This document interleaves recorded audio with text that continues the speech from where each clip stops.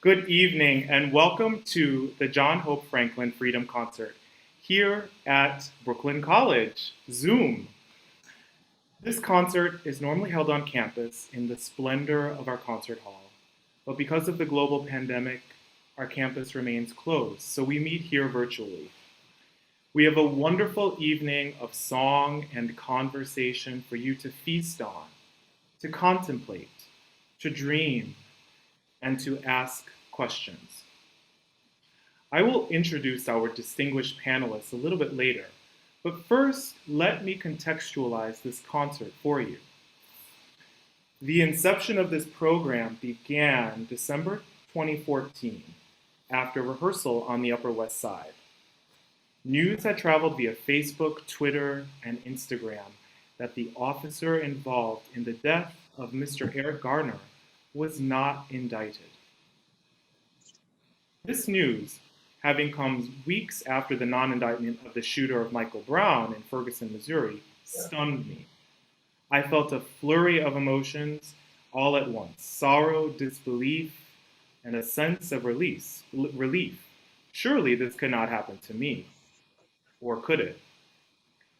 That sentiment lingered, and I decided that I wanted to engage the classical music community in the area of social justice. In earnest, with my friend, the bass baritone Joe Damon Chappelle, we decided to gather in the spirit of two icons of the 20th century, Coretta Scott King and Leonard Bernstein. Thus, the first modern Freedom Concert took place on January 18, 2015, in the Chapel of St. James at the Cathedral of St. John the Divine. The Freedom Concert was modeled after those freedom concerts produced by Coretta Scott King throughout her leadership in the civil rights movement. In an interview, she describes her early origins of the Freedom Concert thusly: I developed the Freedom Concert concept where I narrate the story of the civil rights movement that we were involved in and sang freedom songs in between the narrations that told the story of our struggle from Montgomery to Washington at that time. In 1964, I did my debut with my Freedom Concert at Town Hall in New York City, raised money for the cause, and the rest of the time I raised money for my husband's organization, doing freedom concerts across the country and so forth. Leonard Bernstein once said in protest of the Vietnam War, our response to violence will be music. Now, to date, I've organized dozens of freedom concerts, and I didn't stop when I was asked to join the faculty at Brooklyn College. Tonight, we will talk with Laura Karpman about her setting of Sonia Sanchez's poem, Catch the Fire, an aria responding to the Tulsa Massacre as depicted in episode 9, Rewind 1921, of the sci-fi horror fantasy sensation Lovecraft Country. But before we get to that, please let me acknowledge our co-sponsors and their leadership: the Department of History, chaired by Phil Napoli, and Rosamond King, director of the Ethel Wolf Institute for the Humanities. Now I would like to introduce my friend and colleague, Dr. Gunja Sengupta from the Department of History, who will offer some remarks about this collaboration, the lecture that preceded this concert yesterday on Remembering Tulsa, 1921, and the concert's namesake, John Hope Franklin. So please welcome Dr. Gunja Sengupta. Hi, Gunja, how are you? Hi, thank you, Malcolm. Nice to see you. Welcome to our audience, to our distinguished panelists. Welcome to this performance panel to celebrate the life and legacy of the great historian, John Hope Franklin. I'd like to extend a special welcome to Karen Franklin, John W. Franklin, and any members of the Franklin family who may be watching our webinar. And of course, I'd like to thank other co-sponsors, the English Department, the Wolf Institute, and our benefactor, the historian, Kimberly Phillips Bowen.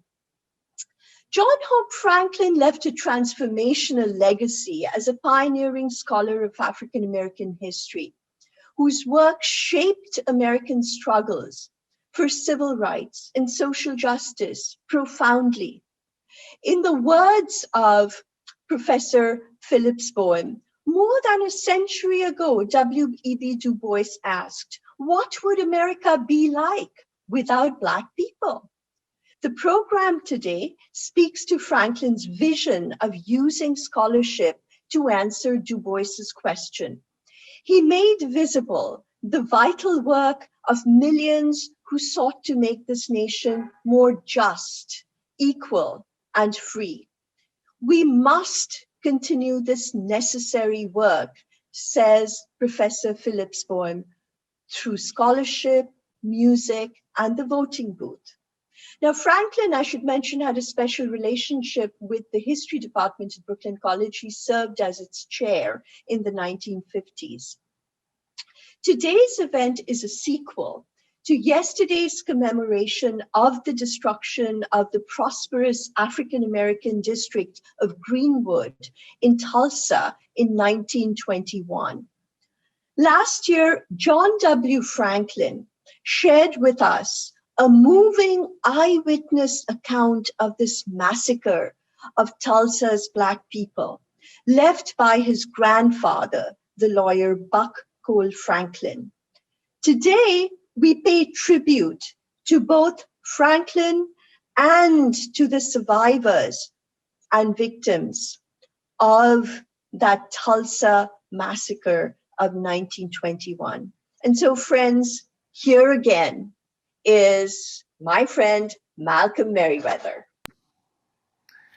Thank you so much, Gunja. And what an evocative lecture we had yesterday. I got goosebumps when John W. Franklin read the account of his grandfather who lived through the Tulsa Massacre. Now, I want to welcome everyone who is listening in on the webinar and who, if you're listening on YouTube and Facebook, we want to know where you are. So I'm going to share a poll right now. It's always interesting in this Zoom format to learn where people are from. If you're on Facebook, just type in the comments where you are coming from. Probably a number of people are from New York City, but we may have people on the West Coast. We have 4 people in another country. That's amazing. Wow. If there's anything good that comes out of this pandemic, it's that we can gather together across the world. So it looks like 73% are in New York City, 11% on the East Coast, 2% on the West Coast and in the Midwest, and 10% in another country. Welcome, welcome, welcome, everyone. Now, this would not be a concert without music. So at every Freedom concert, we always sing Lift Every Voice and Sing. Written in 1900, Lift Every Voice and Sing was co-authored by brothers James Johnson and Rosamond Johnson. James was a lawyer and Rosamond studied composition at the New England Conservatory, but both became educators in their hometown of Jacksonville, Florida. The lyrics and music the song immortalizes their struggle and their fantasy of triumph in the future. The poetry is epic, wrenching, and thunderous, but cautious and skeptical. This song became known as the Black National Anthem and the official song of the NAACP, and a hallmark of something called Black formalism. Black formalism emerged in the 19th century after Reconstruction as a refuge for Black people from the grip of white supremacy. It is characterized by grace and opulence realized in ritual practices embedded in codes of conduct and dignified ways of doing and being. This included attire, songs, oratory, and standard ways of structuring events and special occasions, much like today's event and the events that Coretta Scott King organized with her Freedom concerts. I can't think of a better place that personifies Black formalism than the Abyssinian Baptist Church here in Harlem, New York. I'm here in Harlem. Up the street is this beautiful edifice, the Mecca of Black religious aesthetic, and the place where Adam Clayton Powell Jr. once graced the pulpit. I was able to get into the church through some connections and record Lift Every Voice and Sing on their mighty organ. So I'm going to share a video of me playing the organ. The 3 verses are preceded by a short introduction. So please join in singing. You'll see the lyrics at the bottom of your screen. And you probably hear some sirens coming from outside of my apartment. But if you don't know this piece, you can simply recite this beautiful poetry. So this is Lift Every Voice and Sing.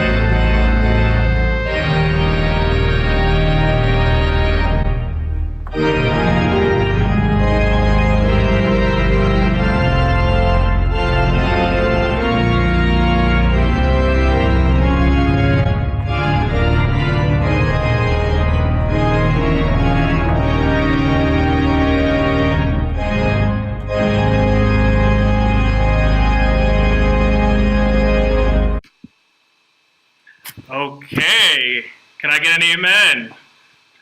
Thank you, thank you. So now we get to our panelists. I would like to introduce them one by one and read their distinguished bios. Stephanie Jensen-Moulton, Associate Professor of Musicology, has published articles on women in hip-hop, the 19th century piano prodigy Blind Tom Wiggins, Pauline Oliveros, and other topics in American music.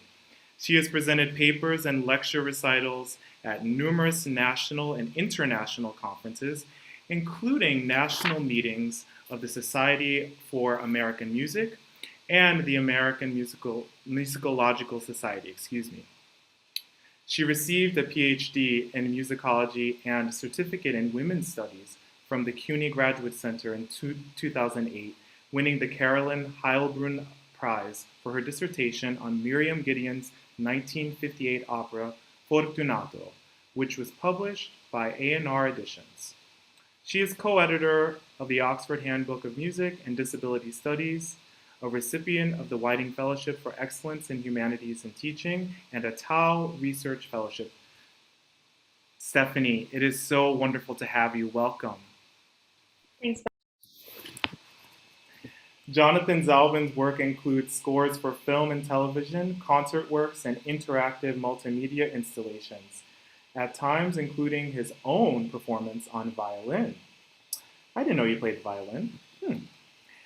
In September 2016, Zalben joined the music composition faculty at Brooklyn College with a specific focus on teaching in the college's new M.F.A. program in media scoring and sonic arts. Okay, if anyone's interested in film composition, come to Brooklyn College, all right? Jonathan Zalben has written music for films released by HBO, Lionsgate, Discovery, and Sony Pictures Classics. His film music has also been screened at the Sundance Festival, Berlin Festival, and the Tribeca Film Festival. Jonathan Zalben studied music composition and violin at NYU, Yale, and Juilliard Pre-College. Hello, Jonathan. Hey, Malcolm. Thank you for that wonderful intro. Great to have you here. Great to be here. And all the way from the West Coast, Laura Karpman collaborates with the most creative filmmakers of our time, including Misha Green, Steven Spielberg, Alex Gibney, and a host of others. The 5-time Emmy winner's scores span from the HBO hit series Lovecraft Country to the 2020 Oscar-nominated Walk, Run, Cha-Cha, the Discovery Channel series docuseries, Why We Hate Miss Virginia. Across concert halls, Karpman is well known, and this is incredible, you have to listen to it, for her Grammy Award-winning album, Ask Your Mama, a multimedia opera based on the iconic cycle of poems by Langston Hughes. A fierce champion for inclusion in Hollywood, after founding the Alliance for Women Film Composers, Karpman became the first American woman composer inducted in the branch of the Academy of Motion Pictures and Sciences, and was subsequently elected to be the first female governor of that music branch. Wow. During her short time as governor, Karpman has made indelible strides advocating for the Academy membership for dozens of underrepresented composers and songwriters, as well as spearheading the Academy Women's Initiative. Her leadership in creating opportunity and standing up for inclusion is unparalleled. Karpman is an advisor for the Sundance Film Festival Institute, and she's on faculty at USC and the San Francisco Conservatory. She received a doctorate from the Juilliard School, where she studied with 20th century icon Milton Babbitt. Welcome, Laura. Thank you so much. Thanks for having me. What a beautiful performance you gave us. Thank you so much. You're welcome. And, it was nice to get out of my apartment and sort of perform. I wish I could have had a choir there with me to match that organ. It's fantastic. Thank you. Thank you. So over the summer, I began watching Lovecraft Country on HBO, and I got to the episode chronicling the Tulsa Massacre, and I got to the end of that episode, and this music came on my big screen TV, and I was transfixed. And I immediately got on my computer and who wrote this? And I've been obsessed with you since that moment. Thank you. So I'm having a little bit of a fan moment. No. But we are really gathered here today to talk about that episode as we commemorate the centennial of the Tulsa Massacre in 1921. And I actually wanted to share with our audience just a brief clip of the end of that episode in Lovecraft Country, for which you compose a beautiful aria for Janai Brugger. And I'm wondering, Laura, if you can just set the stage for what we're about to see in just before the credits, when there's fire in the streets.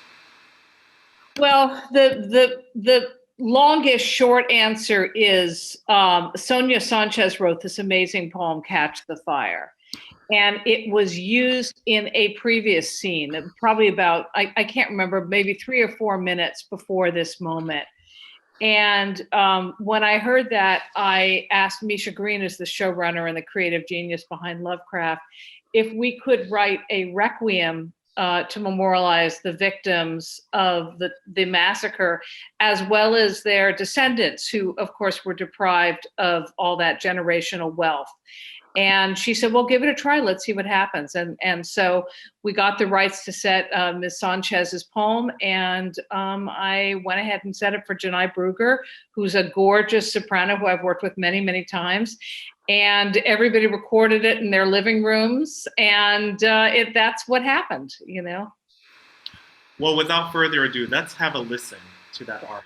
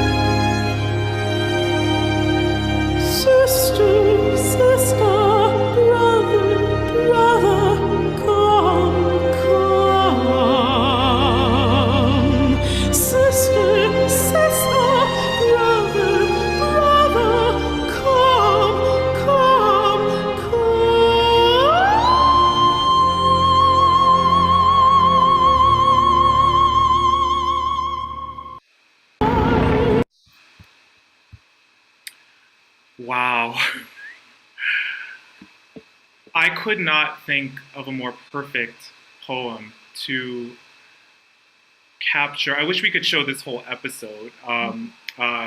Unfortunately, those rights were kind of expensive, and I was glad to get permission to show this little film, this little clip from YouTube. But did you ever think you'd be setting a poem by Sonia Sanchez for film? No, I mean, setting a poem by Sonia Sanchez was not out of the realm of possibility.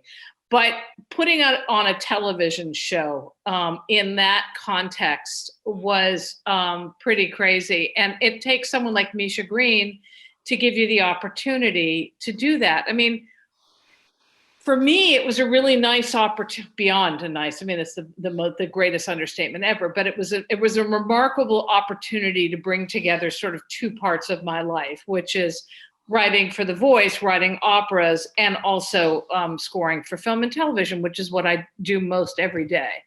And that was truly unique. And the response to it was crazy. I've never, ever, ever had people like anything I've done so much in my life. So much so that I called like Jim Robinson, who runs Opera Theater of St. Louis, and Francesca Zambello, who does Washington Opera and Glimmerglass, are both good friends, and said, we are missing an audience, because people reached out to me. They'd never heard a voice like that. You know, they'd never heard that sound. And it was incredible, because I felt like a lot was cracked in that moment. But obviously we can talk about, you know, the content of the episode, but something else was cracked, and that opera was really brought to a wider audience. And that was wild and fantastic. You're absolutely right. I have friends who were watching the series who are not musicians, and they sent me text messages. That voice, do you know who that singer is? That's amazing. We loved that. It was so poignant, and it really evoked so much emotion for viewers throughout the world. And just to give a shout out to Janai Brugger, the singer of that aria, who is engaged this evening singing opera. I'm so happy for her. Yeah. She couldn't join us this evening, but please, you know, check out some more of her content on her website and social media. You've collaborated with Janai quite a bit. Yeah, she recorded Ask Your Mama, and she also has performed it quite a bit. And I've written some other stuff for her too. I really am crazy about her voice. It's like writing for Leontyne Price. It's gorgeous, gorgeous singer. So is there more to come from this aria? Is there an opera that's going to accompany this aria, perhaps? It's been pitched. After all the response, I sent a note to Misha, and I said, you know, we have to do an opera now, right? She said, I was expecting that. But I don't know. I think Lovecraft would make a great opera. It would be amazing. Yeah. I'm wondering, Stephanie or Jonathan, do you have any questions for Laura? Yeah, I'd love to ask about, like Malcolm, I was watching the series and I was completely bowled over by the score and by the music. And when I heard that aria, it was that octave leap at the end, and that it's just so gorgeous. And, I was blown away, but I had a similar reaction to Malcolm, in that I thought, how many people have not heard this kind of singing? But, I was also blown away by how were you able to keep a consistent composerly voice? Your music just kept so consistently your music throughout all of these wild settings. You're in Korea, you're in an alternate universe, you're with monsters, you're in all these different locales and imagination.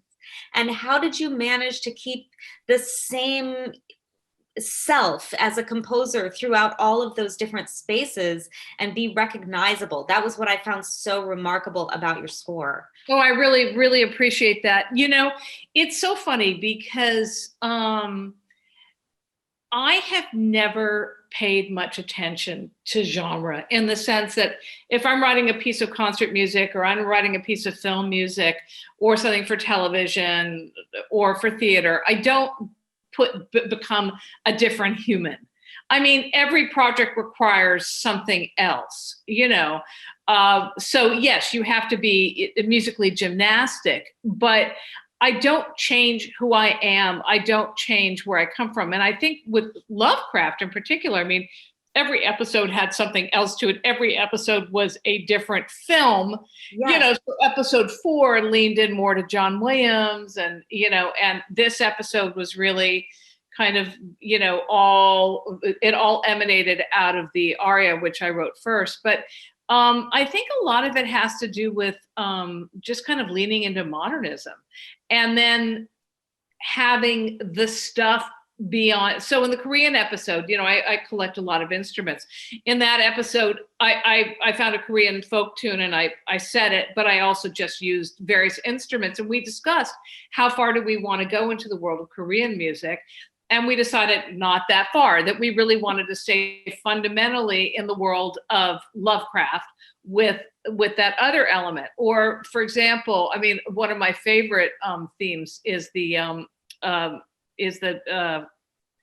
Artem theme, which is the end of episode 1, which Raphael Sadiq, who I work with on the show, sent me those tracks, and then I orchestrated them, and that's got its own vibe, and then that sort of infiltrates the show in various orchestral ways. But I think that's really just about having, you know, a musical mind and a consistency of instrumentation with added things here and there that change things up.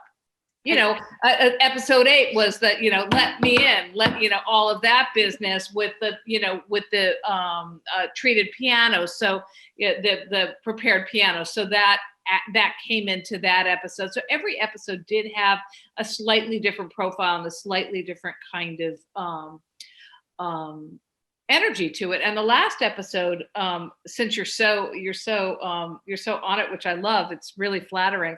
It's every theme in the whole show was in the last episode. That was so amazing. So incredible to unpack. It was just so much fun for me as a musicologist, just to be like, it's all there. Everything was there. And the family theme, you know, the love theme, the kind of weird love theme, you know, this wonderful, one of my favorite themes is the kind of Diana Hippolyta theme, which is introduced in episode 4 and then comes back for them in that I'm going like this because the strings go like this in the cue. Yeah. And then it comes back in that episode. And so it all comes, the chickens all come to roost, you know.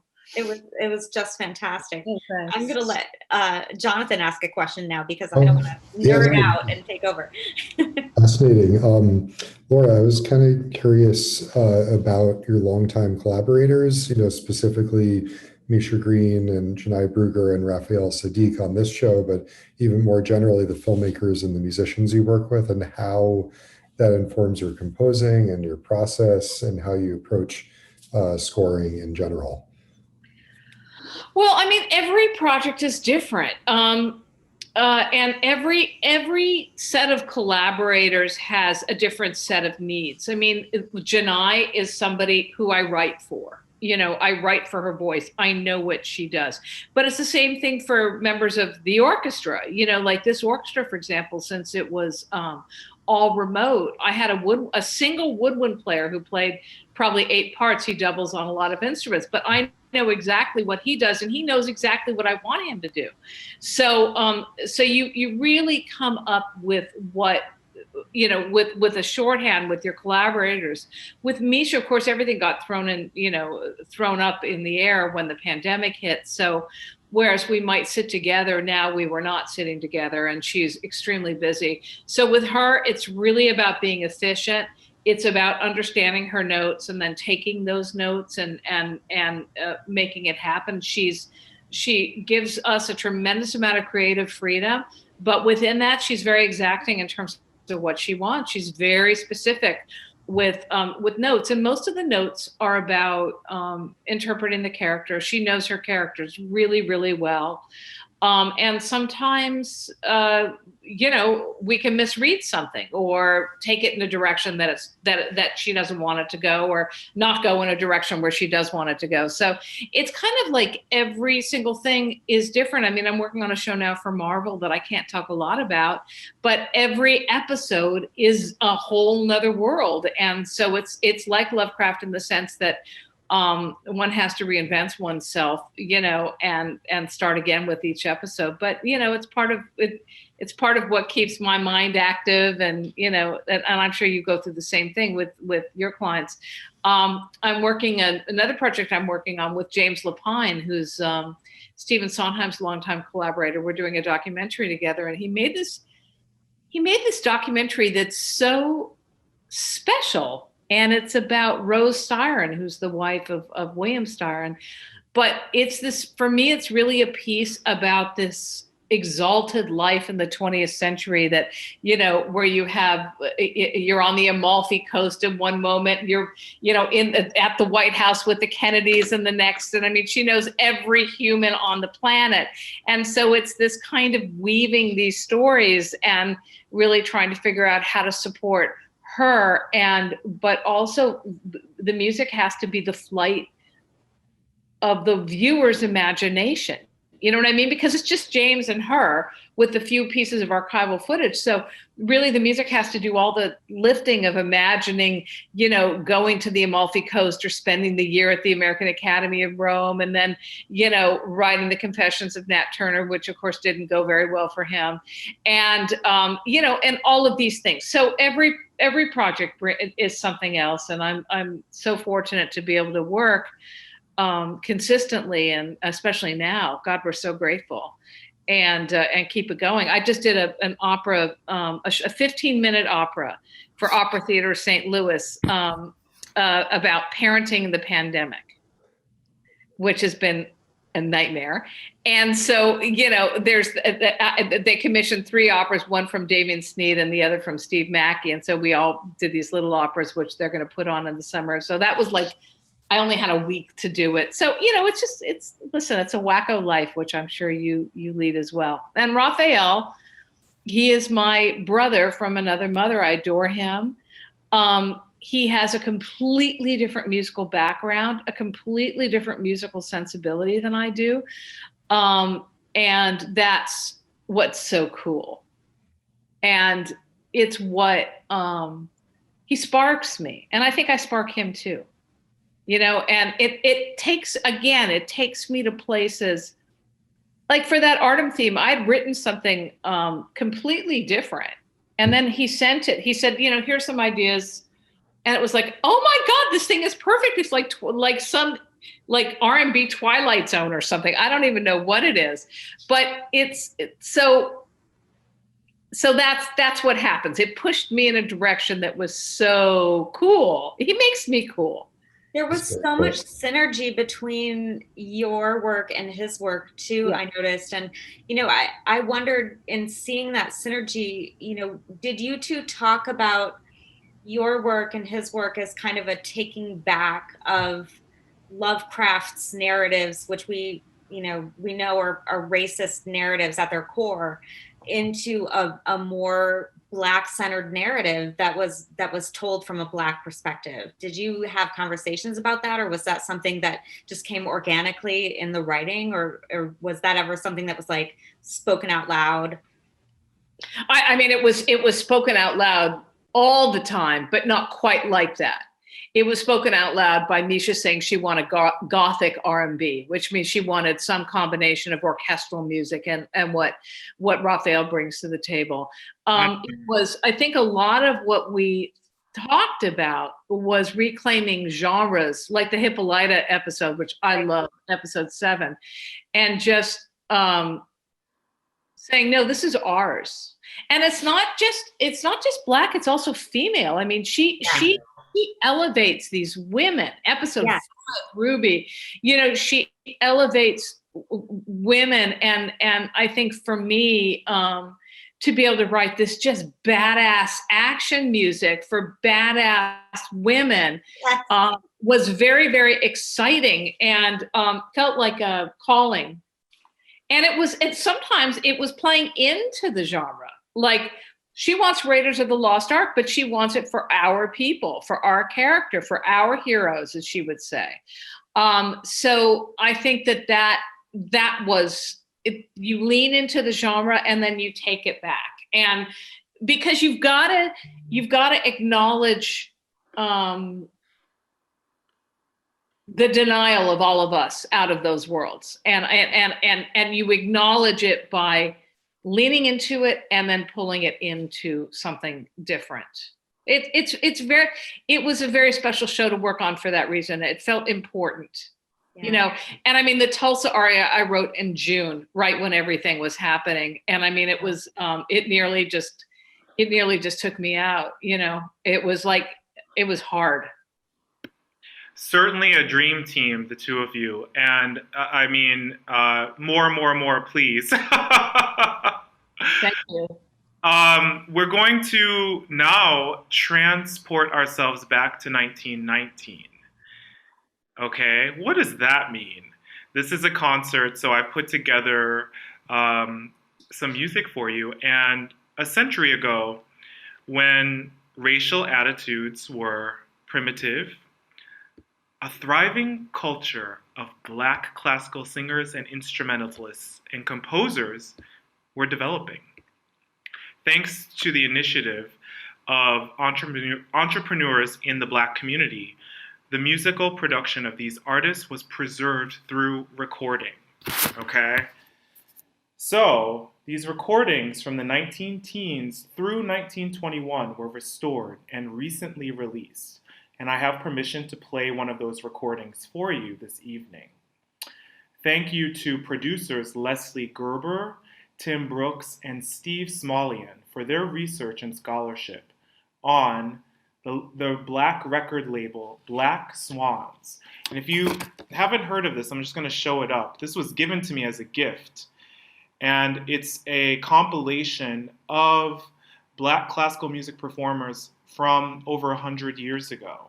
We're going to listen to Harry T. Burleigh sing the famed spiritual Go Down Moses in his own arrangement. He's singing and he's playing piano, and this was recorded in 1919, 100 years ago. This is fascinating, and really it's a performance practice in the concert spiritual. So if you're a singer out there, listen to his diction, listen to the tempo, listen to his expression. So again, this is Go Down Moses, performed by Harry T. Burleigh.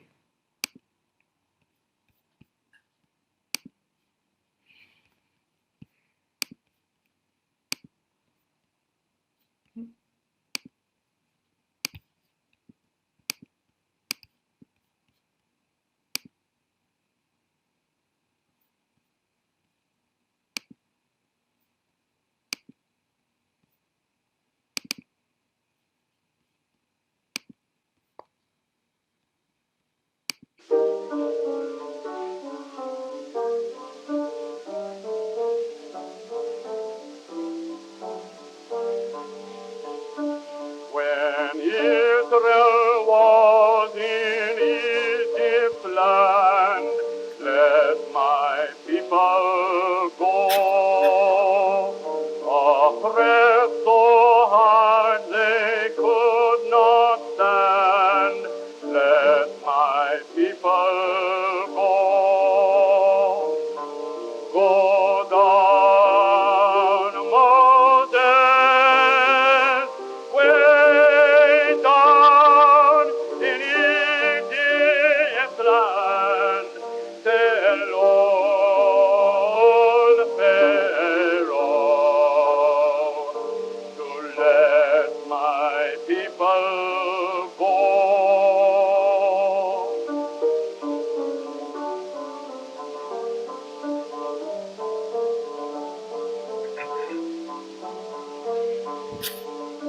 Thus saith the Lord, told Moses, said, let my people go.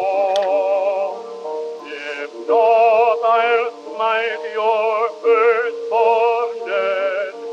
Let my people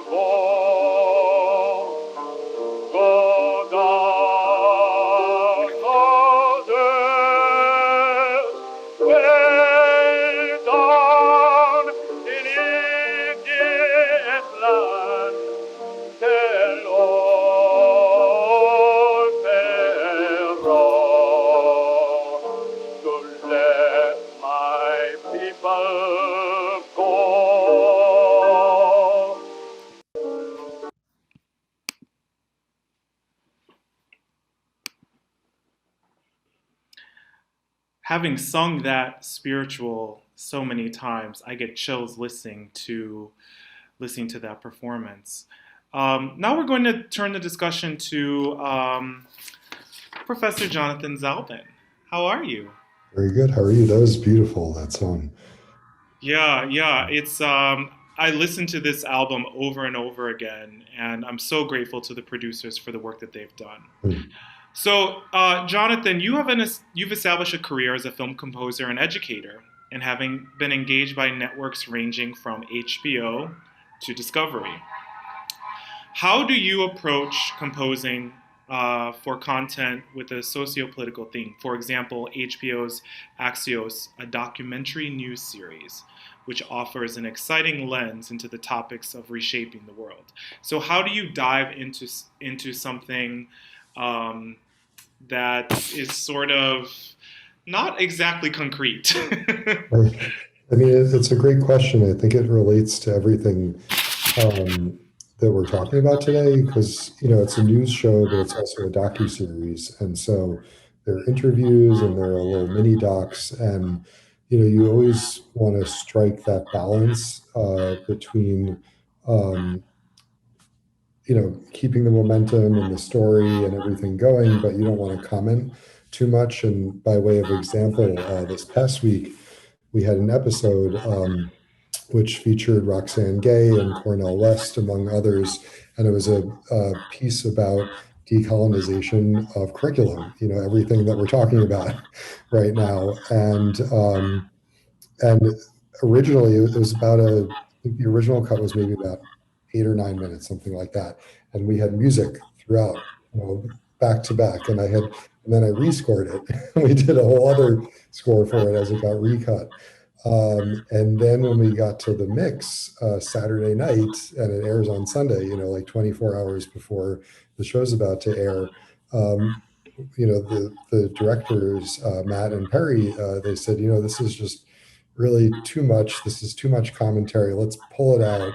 And so we just made the music, the transition music, and let the interviews and let the people speak and not try to underscore it with any kind of music. So, we're always trying to find that balance between having something that's entertaining and interesting and emotional, but also not commenting too much. So, and which I think is what we're all doing with our curriculum as well, thinking about education and figuring out how to strike, the right balance between these things.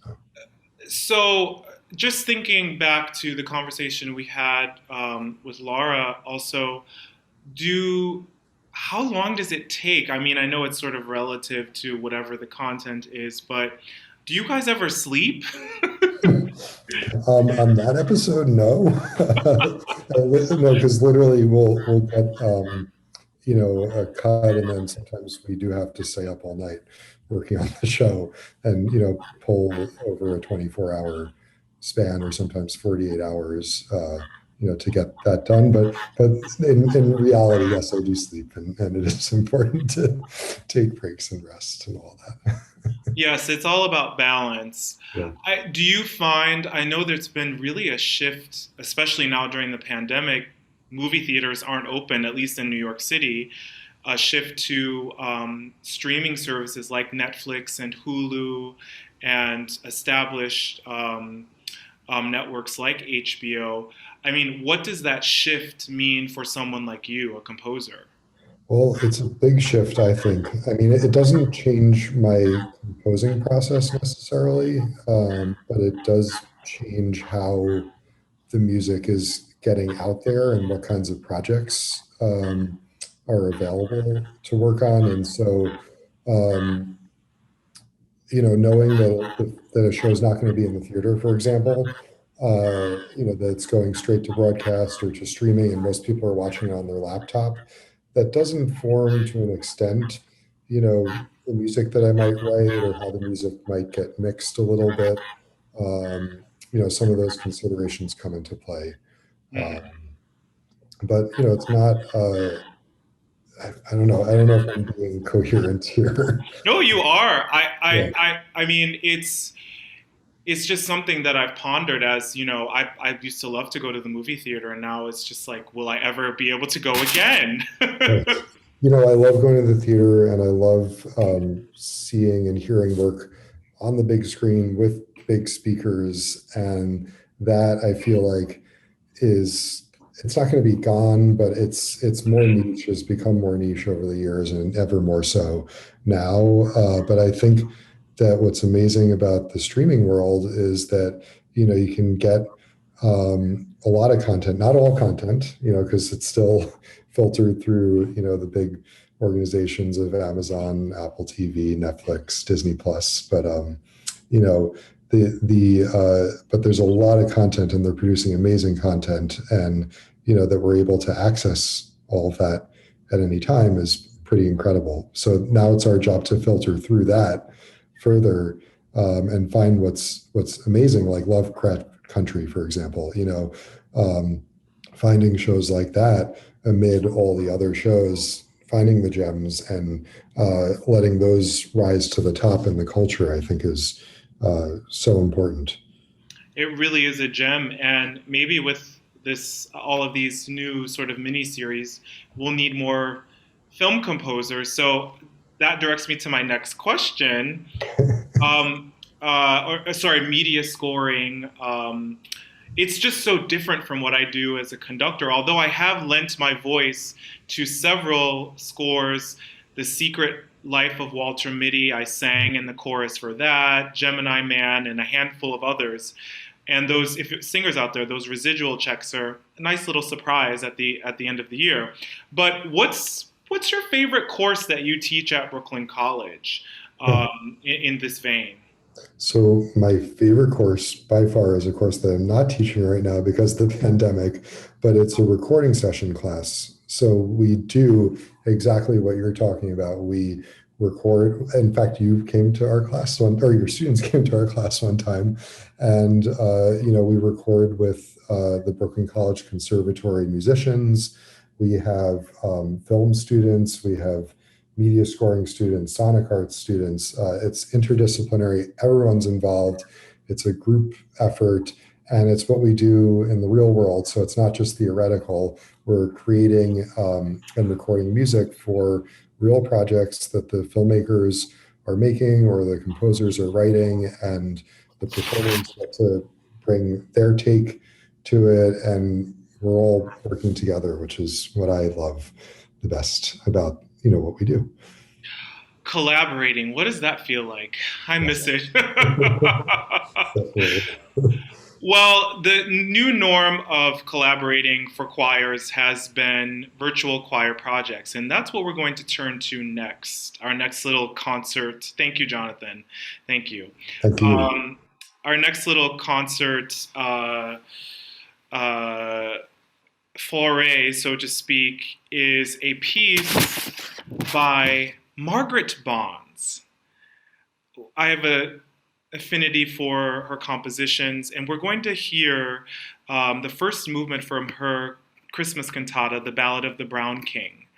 And this piece, of course, chronicles the journey of Balthazar, the Ethiopian king, as he travels to Bethlehem to meet the baby Jesus in Nazareth. I'm playing this because sometimes we just need to hear music that portrays Black people as kings and in a positive light, and not through the lens of struggle and slavery and massacres. It all just gets a bit heavy. So this is something a little bit lighter. So everyone just take a breath with me. Inhale and let it out. Of the 3 wise men who traveled afar, one was a brown man from afar. So this text is by Langston Hughes. The libretto is by Langston Hughes. And Margaret Bonds and Langston, they were buddies. They were hanging out in Harlem. They were going to concerts together, having late night drinks. We read about their collaboration in their letters. So this is just a little bit of happiness to infuse into this evening. Enjoy The Ballad of the Brown King. This is the Brooklyn College Symphonic Choir and Conservatory Singers, a virtual choir video that we produced this year.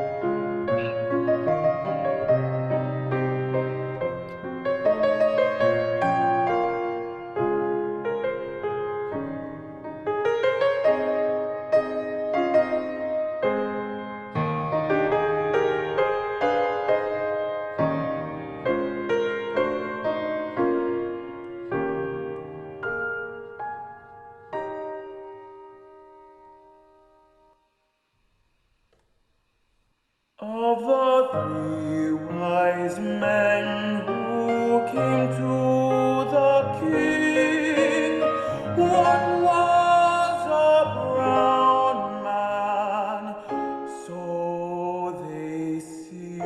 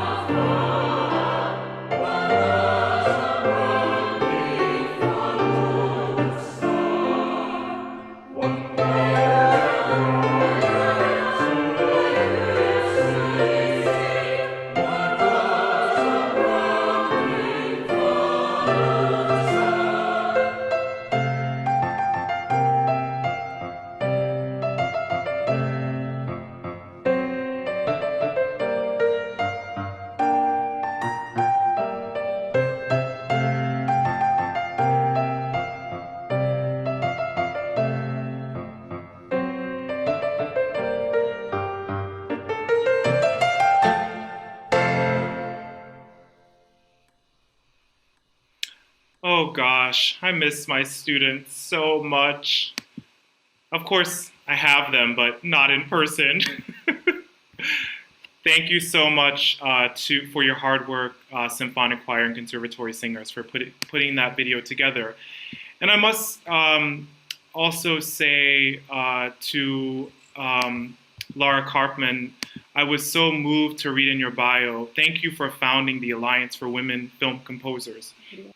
When we look at the life of Margaret Bonds, later in her career, she actually moved from New York City to Los Angeles to pursue, this was in the late 60s, to pursue a career in writing for film, and she didn't achieve success, and she writes about this namely because she was a woman and because she was Black. So it makes me think, what if Margaret Bonds had a Laura Karpman in her time to create these opportunities? He needs to mentor. Margaret Bonds could mentor me. Wait, where's your video? I don't know. I can't turn my video on.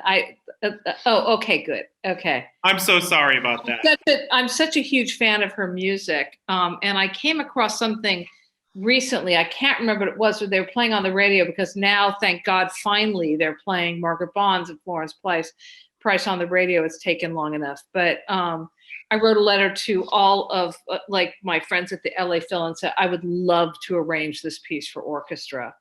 And one of my prized possessions is a happy birthday card from Langston Hughes to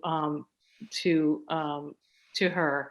And my birthday is on Monday, and her birthday was 2 days later, and the postmark is my birthday, and I have it framed. It's a really special thing. And of course, the first performance of Ask Your Mama was Langston Hughes and Margaret Bonds together.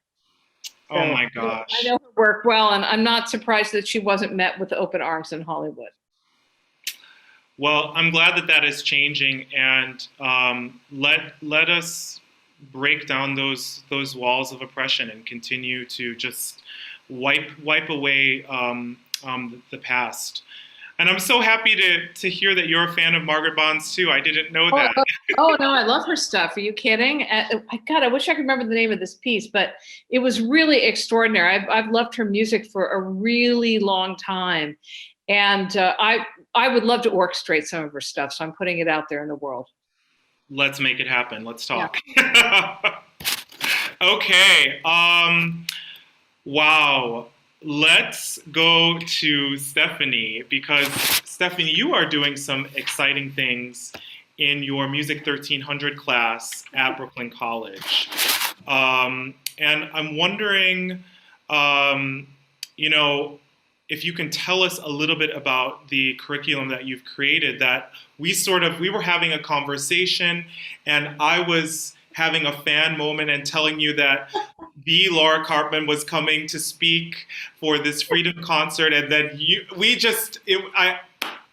was just such a perfect moment, and that's why I love Brooklyn College, because our faculty, we're just so collaborative. So tell us about what you're doing this semester. So we had this moment, and Malcolm called me, and we were just having a phone conversation about an entirely different topic. And then he said, I'm doing this panel on the music of Lovecraft County, and Laura Karpman is coming. And I screamed, because I had reorganized a class I've taught 1,000 times. I teach this Music 1300 class that I love. It's my favorite class to teach, because it's the very first class that you teach in the music major. It's the first class anybody in college takes in music. It's like Music 101, music appreciation. And it's my very favorite class to teach, because I love teaching the basics of music. It's the most fun thing ever to do, whether people have never taken a music class before, or whether they're just starting their journey on a music major of any kind. I couldn't have more fun doing it. But I've taught it sort of the same way, with a few additions and subtractions, more or less, for a while now. And I've been wanting to reorganize my curriculum, but it was actually Lovecraft Country's music that inspired me. It was literally that aria that inspired me to reorganize my curriculum. And so when Malcolm said this, I screamed, because I said, you have no idea. I've been working my curriculum from the inside out.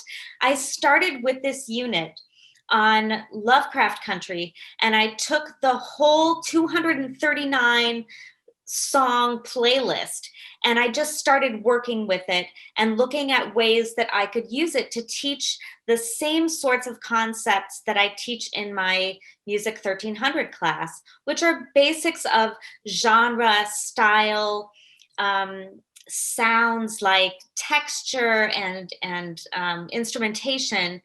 And then I believe deeply in the way music is steeped in our culture. So the way it's a cultural product. And so it really needs to have a cultural context. And I thought, what could be a better way to understand cultural context than to look at the different ways that these pieces of music are used. There are direct comparisons right in this list of songs. So I started putting together a unit and readings that went with it. And I just want to share my screen for a moment so I can give you an example of how that works in practice.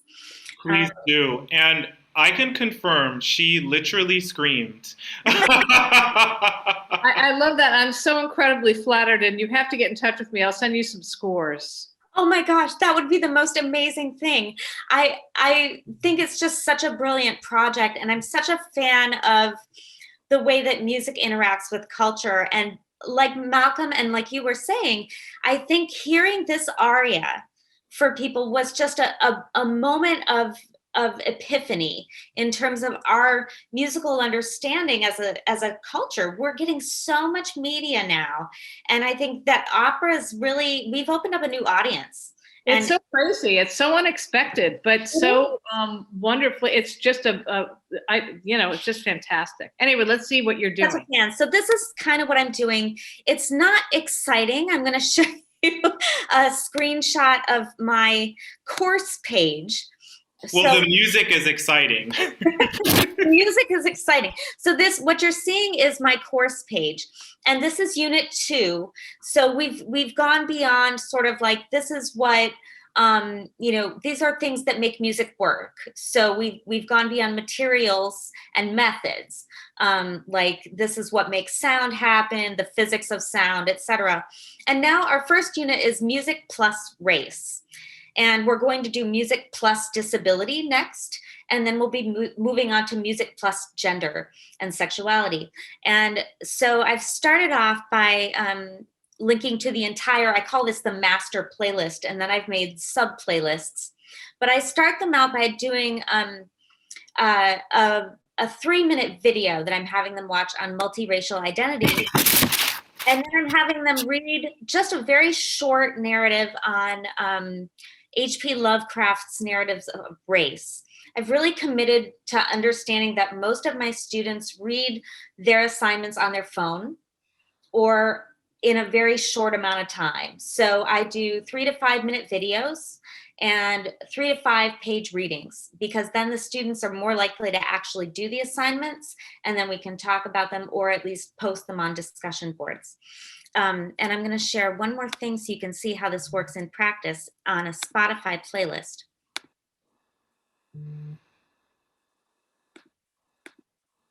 So I've got, this is, for example, Lovecraft Country, art song versus aria. So one of the things we teach is, of course, what are these basic genres of music? What's an art song? What's an aria? How does it work? And one of the pieces that occurs early on in the series is Franz Schubert's famous art song, Ständchen. And so this allows me to say, here's an example of an art song. But what's so wonderful about this playlist is that it's sung by Marian Anderson and not by a German white guy. So it's just such a wonderful selection of choices that have been made and used in the series that allows me to say, this is a Black artist who also did this amazing thing by standing outside in the cold one day instead of having a space that she should have had inside the Daughters of the American Revolution Hall. So it allows me to tell these historical and important stories of the civil rights movement, along with teaching what an art song is. And then we have the poem by Sonia Sanchez that I can play before the aria. And that allows me to talk about the similarities and differences between what an aria is and what an art song is. And then we can have a conversation about, is Leon Bridges' River an art song, or is it something else? And is Nina Simone's Blackbird an art song, or is it something else? And that's how we start to have conversations about who's an artist, who's a composer, what does it mean to be a composer, and etc. So those are just some of the ways that I'm using this amazing collection of music to teach the basic concepts of what genre and sound and composition and ensemble is in art. That's just awesome. You know, another really, I've got about 4 things to say to you, or try to remember what they are. Another really amazing moment, and I cannot remember the name of the artist, but in episode 5, when Montrose sort of finally lets himself go into his sexuality. And it's a beautiful choice of, God, I can't remember the guy's name. It begins with an L, but he sings in almost this falsetto. So it's this kind of genderqueer sound almost that is just so nice and so well chosen. I love that. Also, you should know that I did receive a call from Sonia Sanchez. Oh, and what happened? What was it like? What was it was unbelievable. I got a call from HBO saying that she wanted to talk to me and that I should leave myself a good amount of time to do that. And so I went downstairs and it was incredible. I mean, just she loves it. And you know, I didn't know how she'd feel about it, but she loves it. She loves the setting of it. So that was great too. So gratifying. And also something I wanted to tell you is that I've had, like, I don't know, this is sort of a weird thing to tell you, but I feel compelled to for some reason. You know, I'm a singer. Now, I'm no longer a great singer. I used to be okay, but never great. You know, I grew up singing classical music and jazz, and I memorized Ella Fitzgerald solos by the time I was 12. And when I did my undergrad at University of Michigan, and I was a voice principal, so I studied opera and I had a coloratura voice. Well, everybody wants everything demoed, right? So on this project, I not only demoed the aria for Janai, but I had to demo Sinner Man for Alice Smith. No. And it was so whacked because I had to, I lined it all up. Like we did, Raphael and I did an arrangement of the song. And I took one approach, and then Misha wanted it to be really a cover of the Nina Simone. And so I kind of lined up the Nina Simone with the thing, but it you know, most film music is recorded to click, right? So the Nina Simone did not line up with the click. Wow. So literally I had to go into the studio and sing the Nina Simone and to click. And so Nora, my spouse, is a wonderful composer, we'd go phrase by phrase. And it was the whitest, worst version of Sinner Man. And I said to Alice, I said, I am so sorry. You know, she asked for it, and I said, wasn't that bad. No, she was pretty good. But it was so funny to have to do that. And so I'm always in this position of kind of singing these parts for people, and just like, you know, you're many people. I can't hit a high C, let's put it that way, anymore. So well, that makes so much more sense, because that's high C at the end of the aria is so compelling. But you're a coloratura, so there we go. No, I didn't sing it, and in fact, I didn't even write it in the score. I wrote a G in the score, and then when she sent back the first draft, I said, you know what? Can you throw that C? I didn't write it mostly because of the way that we had to record it. Because she was in her closet with her husband, Javier, who's a wonderful recording engineer and composer too. And I didn't know how she would be able to record that floated high C, especially with not, you know, great professional engineering, but I think it sounds great. Oh, it sounds amazing.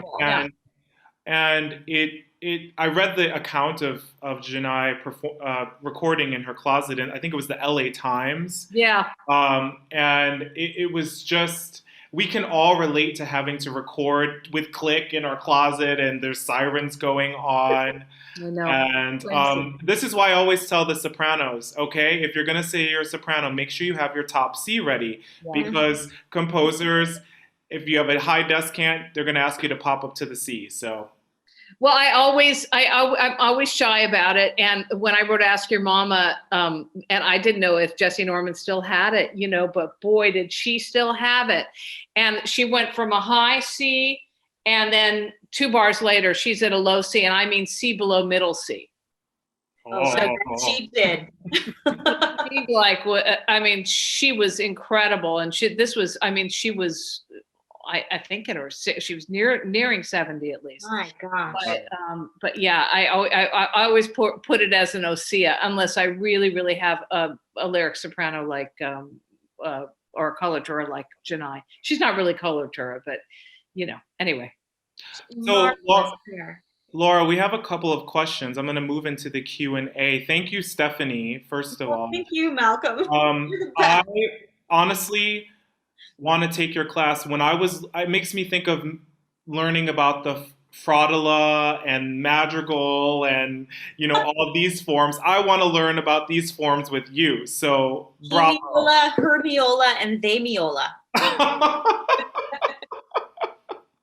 Okay. So we have a couple questions. If you have questions, please type them in the Q&A.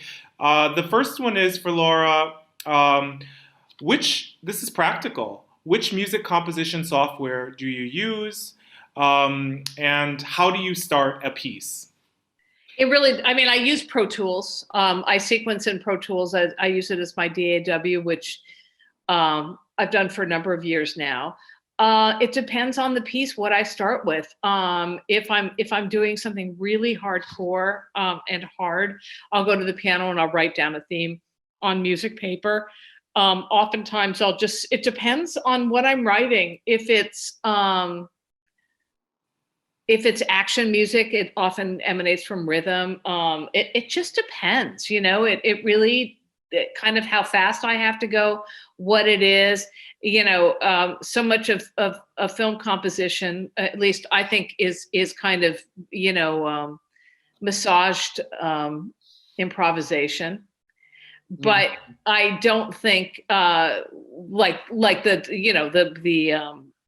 the aria "Catch the Fire" was a really composed piece, like I would write, a piece of concert music. And so I started on, with a piece of paper, but I sang, I also sing as I'm writing vocal music, I will sing with a mic into something to make sure that it's easy and singable, and that you can figure out where you're at if you're a singer. So I write for myself for absolutely everything I write, which is a real problem, I'm told, for baritones. So anyway, but that's another story. Hey, I'm a baritone, so. I know, but I'm always writing too high for baritones. It's a big problem.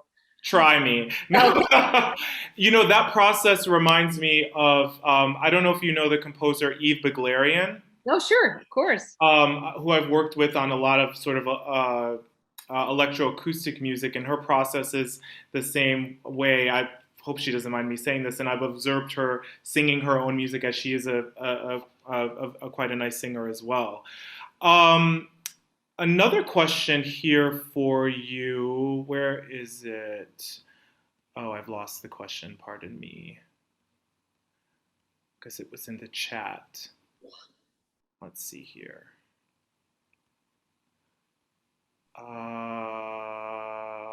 Janai's name? Oh, yeah. I'll write Janai's name in there. Yeah, Janai Brugger. JANAI Yeah, I will write that in right now. So I guess, if there are no other questions from our audience or our panelists, we can thank you. We are sort of concluding with our hour and a half time. Here's a question. What was your favorite and most exhilarating piece ever composed from your collection of pieces? That's a great question. I don't know. This thing that Lovecraft is up there. It's up there because it was a special show, and as I said, the reaction to it was pretty astonishing. Ask Your Mama too was something else. It was great. A standing ovation at Carnegie Hall, but it seems like a fever dream of some other time in history. But that was pretty crazy great too. And working with Jesse Norman was life-changing. I don't know. It's, I measure it more in moments than kind of big things. It's kind of, composing is such a quiet thing, really. That it winds up being more about your own relationship with what you're doing, I think, at the time, and what hits you in a certain way at any given time. I mean, I wrote something a few weeks ago for this Funny Marvel show that was actually really beautiful, and I thought, I'm just going to use 2 chords. I'm tired. I'm just going to use 2 chords. That's it. And as Stephanie probably knows, that's not typical of me. And so I just thought, I'm just going to do it. And it was really pretty. It was fun, to restrict myself like that. And other funny moments, like in Lovecraft, because we were recording everything remotely, I started writing differently for the orchestra. I wrote differently for first and second violins than I normally would have. And so there are these moments where you're like, well, that's interesting. That's a new way to do something. And so I think it sort of lives in these moments of spark rather than these larger swaths. But Lovecraft was definitely has been a massive career highlight. Or can I ask you a question? What specifically did you do differently, if you don't mind talking about that? No, I'm happy to. Hi, Jonathan. It's good to see you. Do you guys know each other? We were just on the judging the docs together. Oh, how funny. Oh, that's funny. Second violins, because you had the same players playing the first and the second violin parts, you couldn't. So some of the stuff that you wind up doing, which is if you want all the violins to play a single line, you don't do that. So if you need strength in the first violins, then you wind up doubling in the violas, for example. And I started doing, especially in the Hippolyta Diana thing, I think that's when I first started doing it in the Love theme as well, where the second violins wound up crossing above the first violins. And then I started saying, oh my God, this is how Ray Vaughan Williams does it. Suddenly, like this kind of English string writing, which I've heard and admired. I got that it wasn't about being, it wasn't about, going like this registrally. It was really this, and I knew that on some level, but writing it and getting into it and having the second violin come on top of the first violin and really differentiating those lines, that was like a pretty big discovery. And funny little orchestrational things too, because again, it was being recorded remotely, and there's a real issue with file management, right? You don't want to get files, but Malcolm, you've probably gone through this with your choir piece. You've got 50 million files from 50,000 places. You want to reduce that, right? So I had a trombone player who also at a certain point admitted that he played tuba, which was awesome. But before that, I was using the contra alto clarinet really to sort of get that buzzy end in the bottom of the orchestra. And because woodwinds are all being recorded separately, you don't have to worry about something being quiet, right? You can balance it any way you wanted to. So there were these kinds of bass flutes and stuff like that too. So there were these kind of realizations or experimentations with orchestration that I think were very cool and that I really enjoyed and that were, educational for me. And it's great at this point to be still, learning stuff. Yeah. I mean, I learn every day. But this was like big learning, this is like, oh, wow. Okay. The orchestra is, I'm doing it differently now. And it's crazy. It's wild. It was fun.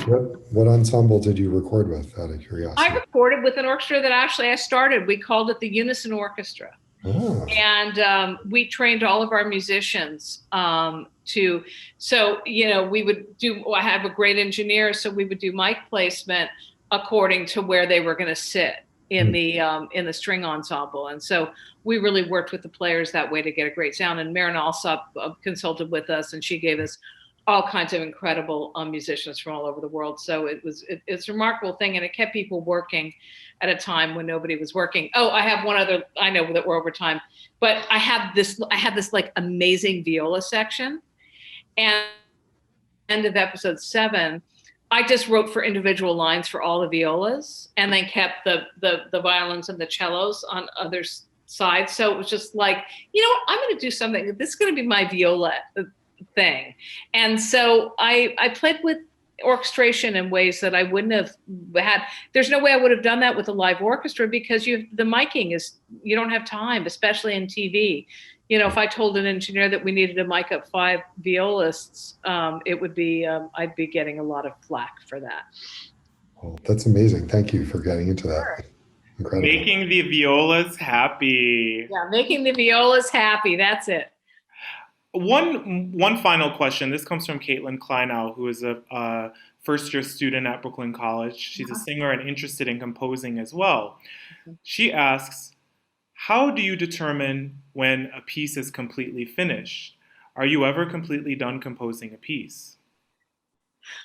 Nora started giggling in the background. I'm laughing in the corner. Yeah, laughing in the corner.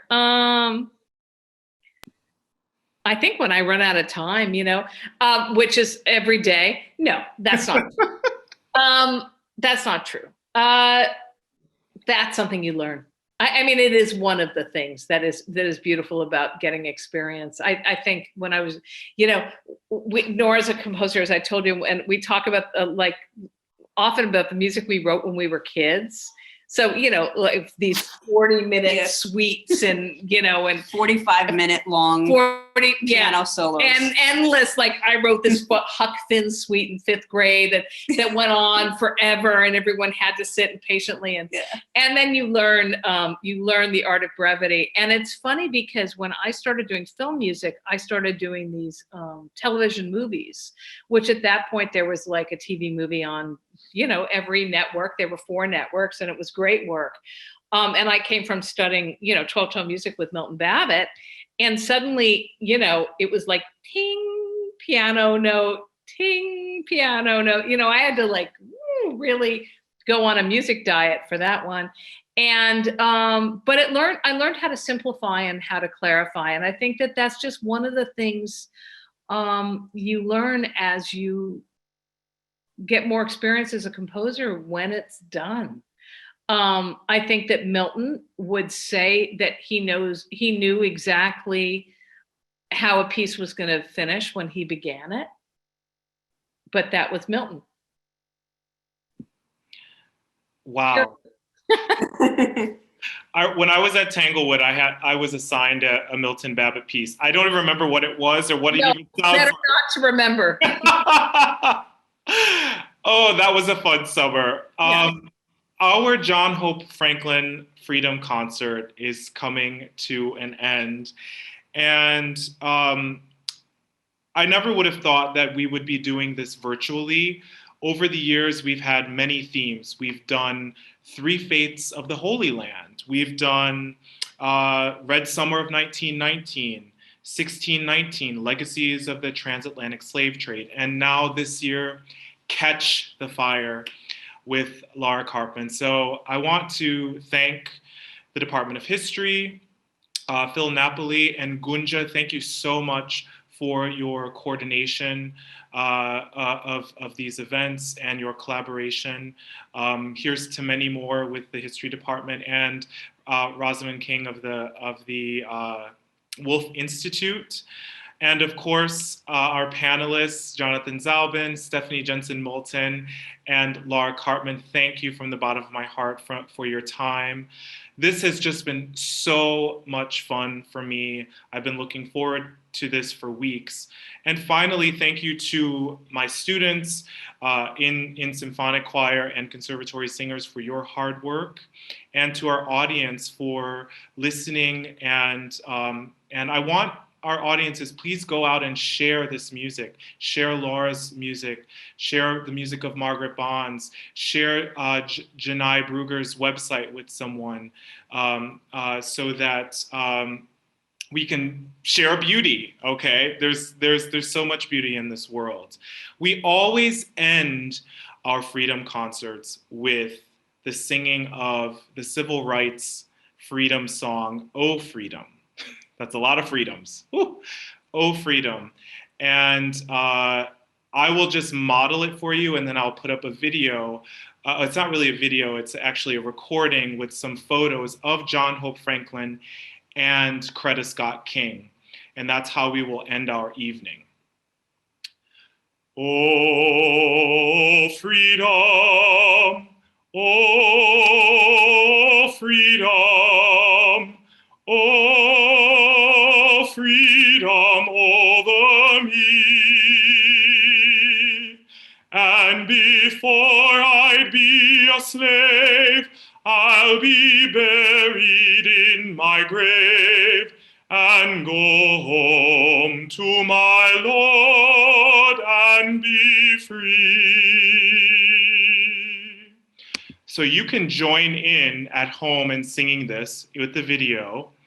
And you'll hear me call out the verses. This is a typical freedom song where you call it out and you can clap, you can riff, and I'll see everyone next year for the John Hope Franklin Freedom Concert. Thank you, everyone.